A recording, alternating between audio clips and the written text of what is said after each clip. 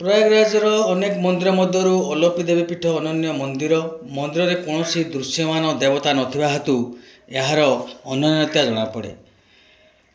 आलोपी शंकरी पीठर प्रवेश पथ आपण देखु यहीपटे भक्त माने माँ का दर्शन पर जाती एवं आखपाखरे मध्य भोग मंडप भोग दुकान सबू सुसज्जित आकार स्थापित होइछि।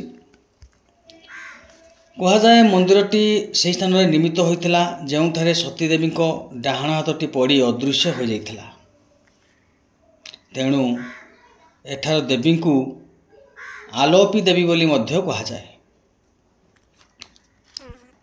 बर्तमान आम मंदिर गर्भगृह को प्रवेश करुचु धाड़ी लाइन रे धाड़ी बांधी आमर भक्त मैंने सब पछक पछ सब ठिया होती धाड़ी बांधी एठारे एक दौड़ी झुलुवा देखा जाए। आप देखु एठारे एक दौड़ी झुलुवा देखा जाए। यहाँ आलोपी देवी बा आलोपी शंकरी पीठ कहुए।